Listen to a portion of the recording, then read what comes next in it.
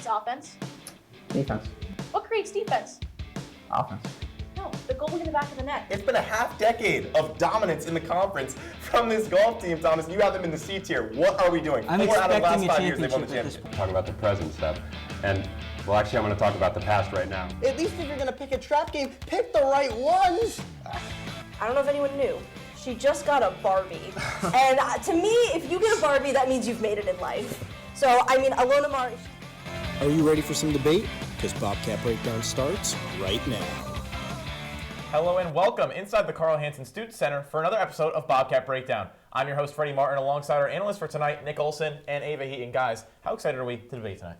I'm super excited to debate. I don't know about you, Ava. I'm ready for it. Let's get right into it. Well, before we start the debate, QBSN is here with a look at some of the top plays from the playoffs during spring break from Atlantic City and Lake Placid. Is running out there. Randall now. He's going to try a mid-range jump shot, and he knocks it down in front of his family.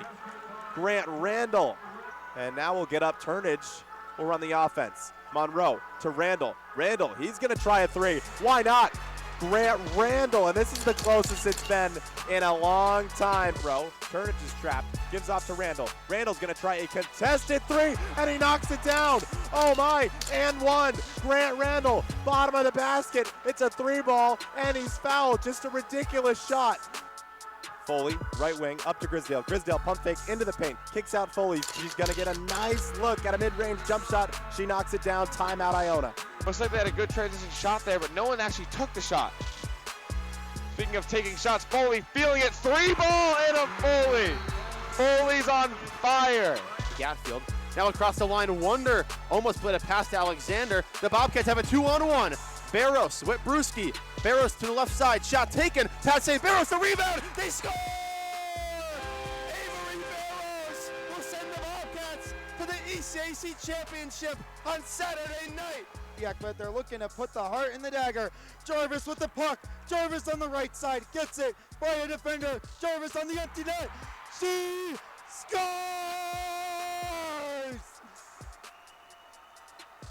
Put the dagger in the heart of the Bulldogs. The Bobcats are en route to win their first ECAC hockey championship. Do you believe in the Bobcats? And they win their first ECAC hockey championship since the 2016 season as they mob Felicia Frank and throw their gloves up in the air in celebration.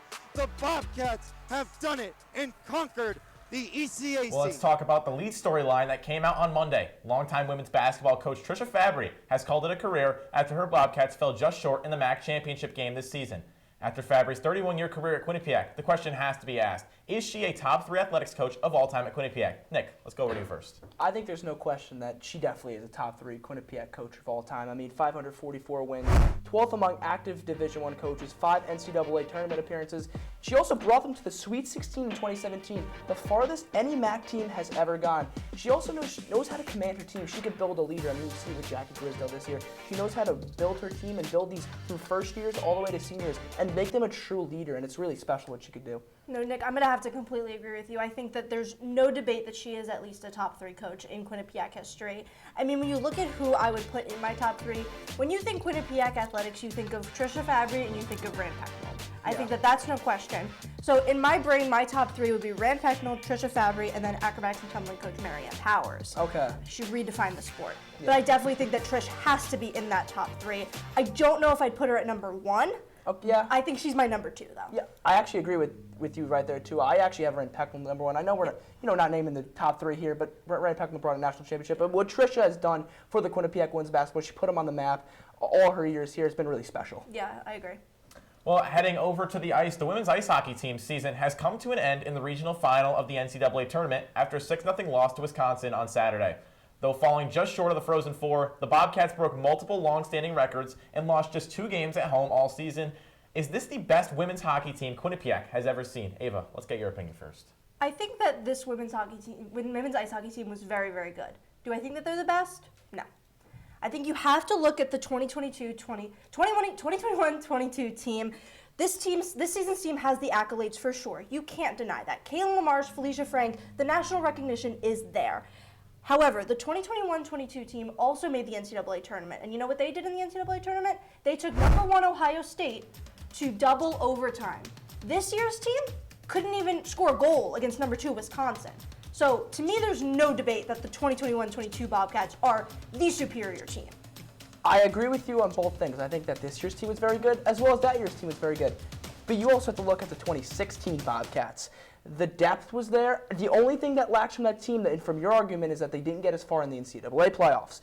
But that team as a whole was just so much better. You think Felicia Frank had a good year this year? Sydney Rossman had a fantastic year. 0.9 goals against average, 949 save percentage. I mean, 95% of the shots she saw, she was making the save. They also had better depth. I mean, you look at that year, they had 7 players with 20-plus points. This year only had 5 players with 20-plus points. I mean, Emma Woods with 30 points, Melissa Samoskowskiewicz with 32 points. They were also more dominant that year. I mean, a 33-5 record, where in 2026 they were 29-9-3, so more games, less wins this year. And they also did it without the best player in Quinnipiac women's ice hockey history, Kelly Babstock. That was the year after. So I just thought that they were the most dominant that year. Again, to your point, they didn't have the NCAA playoff success. I mean, they lost the team that they beat in the ECAC finals, but they still won the ECAC championship. No, I think I went back and forth between the two teams. I honestly didn't think that this team was the best team. Yeah. I think also with the 21-22 team, similar to your point with they had more depth, they had a more balanced roster in terms of point scorers. This season, the top 5 were within the top 5 were within 10 points of each other. This season, it was Kaylin LaMarche and then everyone else. Yeah. There was 38 points separating Kaylin LaMarche from the number 5. How can you be the best team in your program's history if for over half the season you were questioning where the depth was all season long? I mean, where was the scoring coming outside of Kaylin LaMarche? So I just think that it just can't. Albeit great season, but I think there's 2 seasons better, the one you mentioned and 2016. Fair point, fair point. Well, some great arguments out of both of you guys, but we have to go to our first commercial break of the night. Don't go anywhere, though, because when we come back, Ava and Nick are going to be giving their list of the top 5 players so far on the men's ice hockey team heading into the NCAA tournament. Bobcat Breakdown will be right back.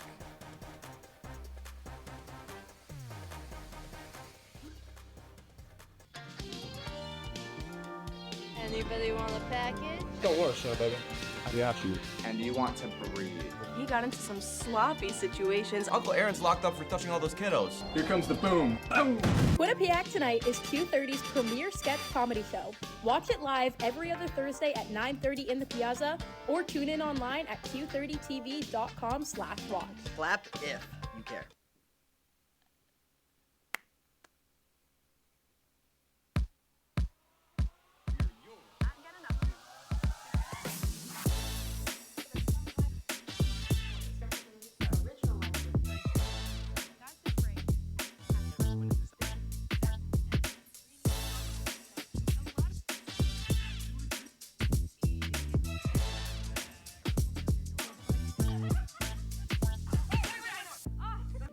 From Hamden to Hollywood. We are your source for Quinnipiac's entertainment news.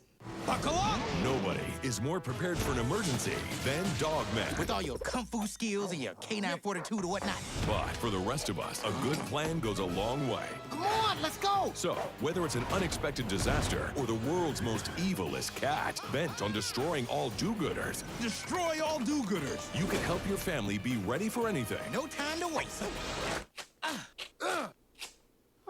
Will you get out of here? Get started today at ready.gov/kids. Welcome back inside Studio 125 for Bobcat Breakdown. If you're just joining us, I'm Freddie Martin alongside Nick Olsen and Ava Heaton. After a loss in the ECAC tournament over the weekend, the men's ice hockey team now looks ahead to the NCAA tournament. It's been an up and down year for the Bobcats, so I'm interested to hear what both of you guys list for the top 5 players on the team this year is. Both of you guys beat report for the men's team, but Nick, we'll start with you first. Okay. Who's your number 5? So before I go into my number 5 player, I just want to give 2 honorable mentions, and that is Braden Blaise and Marcus Vidicek. Both were really, really good this year, but just missed my top 5. Because at number 5, But at number 5, I have Chris Pelosi. I mean, being out of the lineup hurts him for possibly being even further in this lineup. Because I mean, you could argue at points he was not just the most important player, but the best player. Still third in the team in goals behind Marcus Vidicek, actually, in 5 less games than everyone else. But I think he's fine at number 5. Yeah, honestly, Nick, I'm going to have to agree with you completely on my number 5. I think the only reason Pelosi isn't higher is because he missed time. If he was in all season, he at least skyrockets to my top 3. But yeah, I really think he's one of the most valuable players in this team, if not the most valuable player. So I definitely agree with you on that point. Well, some great picks out of both of you guys, but let's move on to the number 4 spot. Ava, let's go to you first. Now, I'm going to mention one of your honorable mentions that I can't believe isn't in your top 5. Braden Place. I mean, he's the most underrated player on this team without question. His second half jump saved this team when they were down defensemen, specifically Charlie Leddy, who was one of their most important assets, especially as a leader. Blaise really stepped up, played with Elliot Gronwald, and took enormous strides, both offensively and defensively. Ava, I completely agree with you, but you just said second half. He was a little bit inconsistent in the first half to where... I don't know if I'd call him inconsistent. I wouldn't be inconsistent, but he also wasn't playing with Gronwald the full year. And so that makes him... he just missed the top 5 for me. Number 4 for me, another underrated player in my eyes is Mason Marcellus. Second in the team in plus minus. Super important to the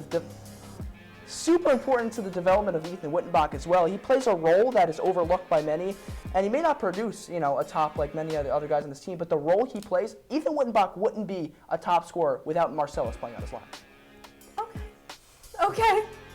Wow, let's move on. Well, I love all your guys' picks at the 4 spot. Let's keep moving down the list. Nick, let's hear your number 3 spot. At number 3, I have another first year, and his name is Antonin Verrett. Okay, all ECAC second team. He really took a stride in the second half of the season, more specifically in the new year, 2026. Second on the team in points, played on the line with Victor Shineskinir and Anthony Cipollone, and he was so important for the Bobcats down the stretch. Wherever Rand needed him in the lineup, he'd go out there, he'd throw him out there. If you need him in the defensive zone with Vic and Sip, he'd go out there and he'd play with them. And he also scored a lot of goals. I mean, the second half, he really took a big stride. He was super important for this Bobcats team. Well, Nick, I'm going to have to agree with you again. I think that, without question, he was one of the most valuable players to the team. I think that he was the most consistent forward, aside from Ethan Wittenbach.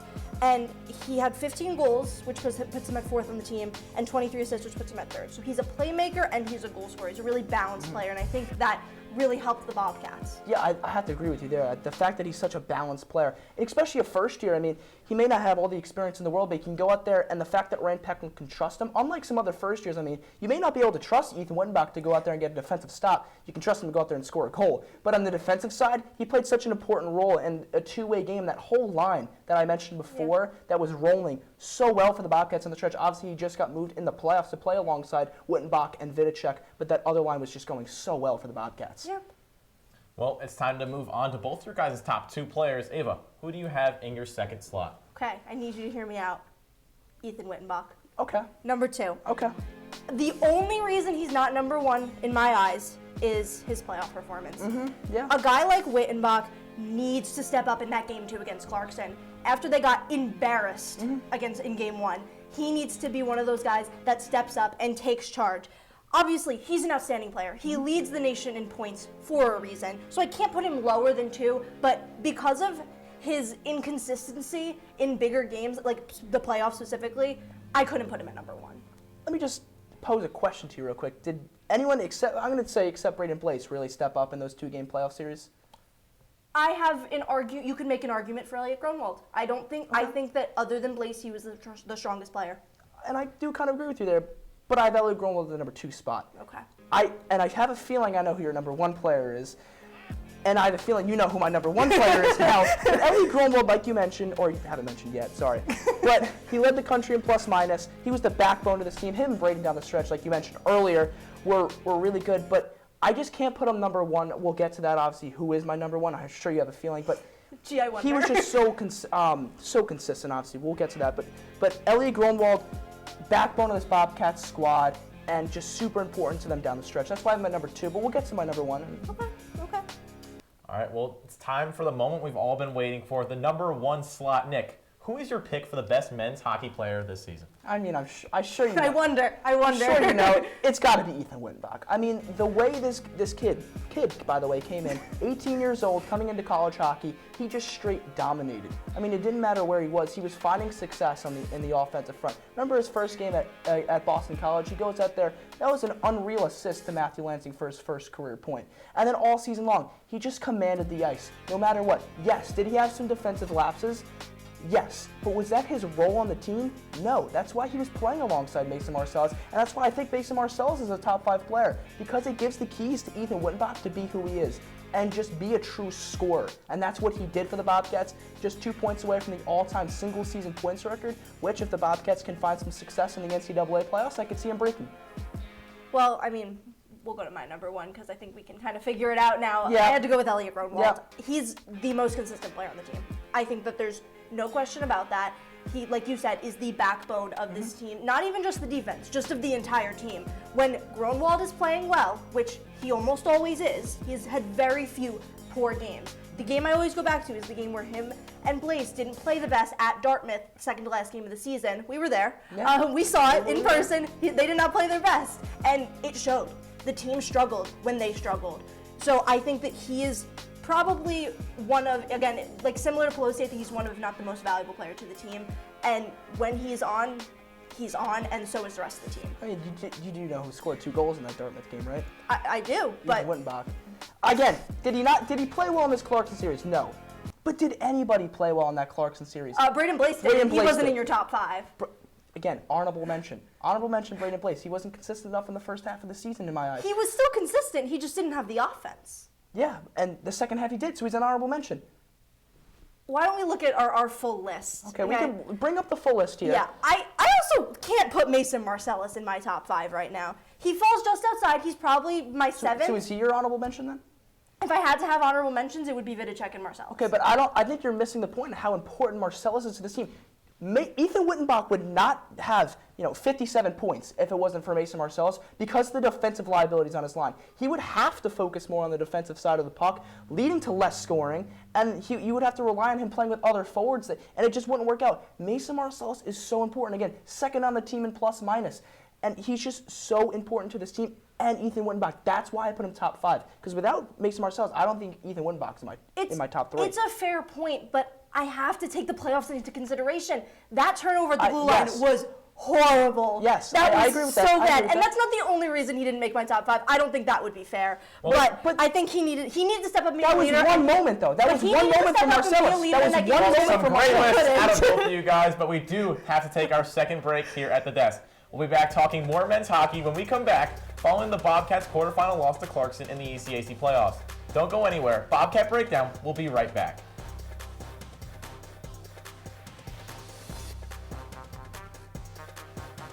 The go-to Quinnipiac news source for students by students. We've got the latest on campus news, student life, and stories all around the country. Get to know your local community with features on Hamden businesses and politics. Everything you need to know, all in 30 minutes. Wednesdays at 9:30, reporting for the Quinnipiac community. I'm Melissa Sheehan. I'm Sophia DeBona. I'm Amari Smith. I'm Christina Semanis. I'm Riley Farrell. I'm Andrew Olsen. I'm Miranda Patorti. We are the Q30 Newscast.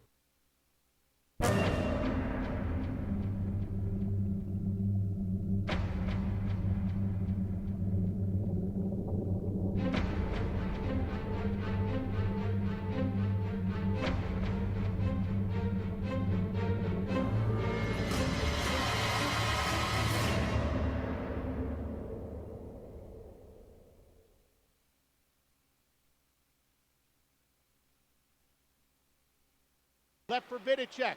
Vidicek walking in. Shot. Save made. Rebound. Score! Did you miss this goal last night? No worries. We got you covered. Antonin Varel gets the puck to Ethan Wittenbach in front of the net. He puts it past Alvin Boya. Every team, every game. She shoots it blocker side into the net. All the news, highlights, and more. First year connection. Ty Turner to Keith McKnight. This is Sports Pause, Monday nights at 9:30, only on Q30 Television. Welcome back inside Studio 125 for Bobcat Breakdown. Glad to keep you with us. March Madness was in full swing for Quinnipiac sports over break, especially for the men's ice hockey team. Their ECAC playoff struggles continued after being swept by Clarkson in the quarterfinal round. Quinnipiac's fate was sealed after a tough third period in the clinching Game 2. Did that series say more about Quinnipiac or Clarkson? Ava, let's hear from you first. I gotta say Quinnipiac. Okay. I think that this series proved that Quinnipiac still struggles against lesser teams in the ECAC playoffs, for sure. Yes, it showed that Clarkson could step up and beat a good team in Quinnipiac, but Clarkson didn't defeat Quinnipiac. Quinnipiac defeated themselves. At the end of the day, both were essentially one-goal games because the first game was 2 empty netters. But they had no business being in that first game. They fell right into Clarkson's traps. 7 shots on goal through the first 2 periods of that game. Absolutely ridiculous. They shot themselves in the foot. They took themselves out of the game. And that's why I think it said more about Quinnipiac than Clarkson. Clarkson was more successful on Quinnipiac's power plays than Quinnipiac was. Yes. They had 2 shorthanded goals, and Quinnipiac went 0 for 12 on the power play. Technically, Clarkson was 2 for 12 on Quinnipiac's power play. Exactly. So I don't see the argument at all for why it would show more about Clarkson. I guess it shows that they can beat a good team, but Quinnipiac beat themselves. I'll show you right now. Because in game 1, I don't agree that Quinnipiac was the reason they lost. Clarkson allowed Quinnipiac to just fall right into their trap. Okay, Clarkson's physical nature just totally outworked Quinnipiac, and they showed that they're a playoff team that plays off momentum. All they needed was 1 goal in that game 1, and Quinnipiac fell right into their trap. And it shows that Clarkson is just so good at playing playoff hockey, and Dartmouth should be scared to play Clarkson, not just because they swept Quinnipiac, but because of the physical nature that they bring. Yes, is Dartmouth more of a physical team than Quinnipiac? For sure. I think Quinnipiac, you could argue, is the least physical team in the ECAC. Are they the most skilled? 100%. But are they the least physical? Probably. And that's why they lost to Clarkson as well. And the Clarkson showed that they're a physical team that can outwork anybody. I mean, like you mentioned, they held Quinnipiac 0 for 12 on the power play. They held Heaton to just 1 point all series long. Quinnipiac didn't score a goal in the first game, and that just proves why Clarkson is a playoff team, and they ride off the momentum. I'm going to mention this also. Okay, when Quinnipiac was down 3-1, did they give the keys to allow Clarkson to go on the breakaway and score? Yes. But then Clarkson gained the momentum, and they were able to put 2 more in the back of the net within 3 minutes of each other. That just shows they could ride off the momentum, and they're a good team when it comes to playoff hockey. You mentioned that they just needed 1 goal in game 1, but they only needed 1 goal because of Dylan Silverstein, not because of the team in general. Dylan Silverstein was left out there to dry. He had no choice. He had to make these insane saves. I mean, we talked about it. The highlight from that game was the Dylan Silverstein highlight. Okay. It wasn't. The team was not together. I will say that I think in game 1 Well, Clarkson also came out flying. That's why Silverstein had to be so good. I mean, the first period alone. Because Quinnipiac let them come out flying. Well, Quinnipiac came out flat, and Clarkson was ready to jump on them. That just shows about their playoff nature. That shows about Quinnipiac's passion in a game like that. All right, well, I love both your answers, guys, but now let's shift the focus to the NCAA tournament, where Quinnipiac will search for a national title run. Who needs to step up most based off this past weekend heading into the national tournament? Nick, it's your turn. I think this question, or the answer to this question, is kind of obvious, and I feel like you might have the same answer as me based off some previous debate. I think it's Ethan Wittenbach. I mean, just 1 point all series. He also just has to have a better attitude out there on the ice. I mean, he just goes out there, and everything just seems a little bit flat right in that playoff series. It kind of seems like he was still playing regular season hockey. It was playoff hockey, and he's got to come out there and change his identity on the ice, and realize and go back or play to his identity. And go back out there and say, listen, I'm the driving offensive factor for this team. I got to look for that, and I got to stop, trying to fall into the other team's trap, which is also why I think it might benefit to play another NCAA team for Quinnipiac that doesn't rely so much on just straight physical like the Clarkson Golden Knights did. And I think Ethan Wittenbach could possibly have a big series or a big game. Yeah, I don't have the same answer as you, actually. I went with Mason Marcellus. Okay. I think Ethan Wittenbach is certainly the easy answer there. But for a coach like Rand Pecknold, who sits there and preaches maturity and details, and a player like Marcellus, who's top in the league in both of those, I would say, he needs to be better. That, like I said earlier, that turnover at the blue line was awful. When you look at their leadership group, Wilmer is an A, he's out. Letty, an A, defenseman. Their captain, Victor Chernesky, in there, is a defensive forward. Marcellus needs to step up and lead by example on the offense. Well, that's some great answers from both of you guys, but we do have to bring the debate to a halt as it's time to take our final break of the night here at the desk. When we come back, me, Nick, and Ava will be giving our final roars. Bobcat Breakdown will be right back.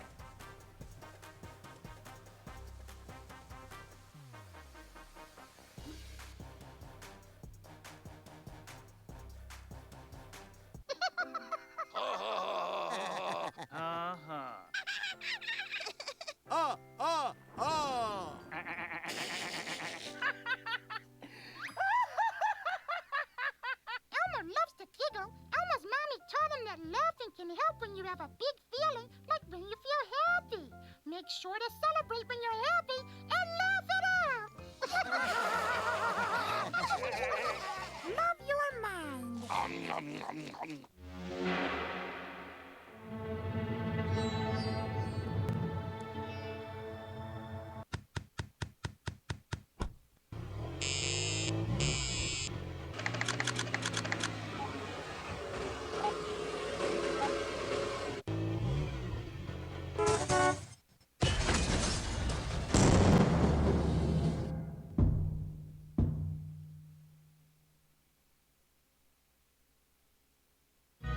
Everyone has a ritual. That small thing we do to keep us focused. But what do you do to keep your head in the game? To drown out the self-doubt and support your mental health.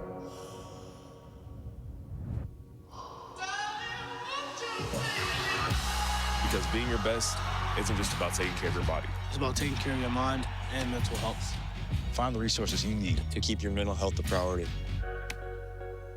Love your mind. Welcome back to Bobcat Breakdown. It's time to give our final roars, and I'll start us off. In a world of questions, issues, and differences, unity is something that is often rare in current society.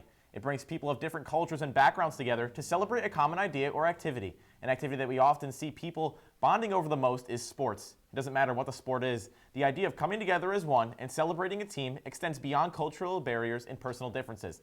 Take this year's World Baseball Classic, for example. 20 different countries are currently competing amongst each other to decide which country is crowned as the greatest baseball country in the world. It's such a simple concept, yet builds the community of a lifetime. Since the tournament started back on March 4th, fans of all countries have shown incredible energy and unity, whether it's dancing and celebrating with one another at the ballpark or interacting online. The love from bonding all over baseball between countries like these are such a huge beacon of light in the seemingly forever divided world, and serves as a reminder of things we are all capable of when we're united. On a more personal level, over the past 2 weeks, I was fortunate enough to cover the women's ice hockey team's journey to both Lake Placid and Wisconsin. Having most of the same crew for both trips, it was easy to bond over the story we were all watching out play on the ice. Though it may have been just a hockey team we bonded over, the everlasting impact was there, and we all felt like one during the Bobcats' deep playoff run. I created memories with those groups that I'm sure I won't be forgetting in the near future, and the impact of both trips has certainly shown me that sports is the ultimate example of unity. The ECAC playoffs. Why constantly does the Quinnipiac men's ice hockey team struggle here? And this year, it was the epitome for an impeccable squad. For the first time since 2019, they won't take the trip to Lake Placid. But why can't they win in the ECAC playoffs? I mean, the same year this team won the national championship, they lost to the Colgate Raiders in the ECAC semifinals. Is it goaltending? Well, that can't be the case. In 2023, Yannick Pretz brought that team to a national championship. The next year, Vinny Duplessis had a 2 goals against average, brought the team within 1 goal of a second straight Frozen Four appearance. And this year, Dylan Silverstein played great for Quinnipiac and definitely gave them a runway to win. Well, is it a lack of talent then? We can start with this year. They had a Hobie Baker nominee in Chris Pelosi and Ethan Wittenbach, a top-scoring offense in the NCAA and a top defense. And once again, this team won a national championship in 2023. So why is it that this team can win in the NCAA tournament and not the ECAC tournament? My answer, physicality. There is no question that year in and year out, Quinnipiac is the most skilled team in the ECAC. But it's the physicality that every other ECAC team brings that Quinnipiac can't quite match. And this year was the perfect example. Quinnipiac didn't get dominated offensively, but physically, they were outworked in every minute. Take game 1. It was a 1-goal game for 57 minutes. But Clarkson played a shutdown physical game that Quinnipiac couldn't match. That is why you see Quinnipiac beat these other top-end teams that rely on skill like BU and BC this season. And it's why you end up seeing success in the NCAA tournament, because they can keep up and beat other teams from other conferences that rely on skill, but other teams that rely on physicality give them trouble. Now, as Pecknold would say best, they'll take the weekend off, reload and reset, and look to once again make some noise in the NCAA playoffs. From both program perspective and individual players, national recognition is not out of the ordinary for the Quinnipiac men's ice hockey team. NHL draft picks and top players like Ethan Wittenbach and Chris Pelosi get plenty of praise, as they should. But what about the players that fly under the radar? Sophomore defenseman Braden Blaise is the epitome of that. When Blaise was moved up to play alongside top defenseman and Boston Bruins draft pick Elliot Gronwald, at the very least, fans woke up to the impact he has had. The shutdown defense has always been there for Blaise, even last season when he didn't play every game. But his offense really took a jump in the second half of this regular season. I mean, he had 7 points in 3 games in early February, including 3 against the Bobcats' rival Yale Bulldogs. And this weekend, when the Bobcats fell in the ECAC hockey quarterfinals and played some of their worst hockey of the season, you know who didn't struggle? Braden Blaise. After Game 1, Blaise was one of only 5 players that head coach Rand Pecknold went out of his way to praise following a strong defensive showing. And in Game 2, he gave the Bobcats hope after scoring his 4th and 5th goals of the season just over 1 minute apart to give his team a 3-1 lead in the 3rd period. Despite the losses, Blaise has taken huge strides this season and proven his impact, even if he's not a nationally recognized talent like some of his teammates. Well, that's all the time we have tonight for Bobcat Breakdown. Thank you for watching, and we will be back next week with another episode. Make sure to follow us on Instagram and X at Q30Sports and check out our website at Q30TV.com. As always, thank you to the producers and everyone working very hard behind the scenes. For Ava Heaton and Nick Olsen, I'm Freddie Martin. Have a great night, Bobcats.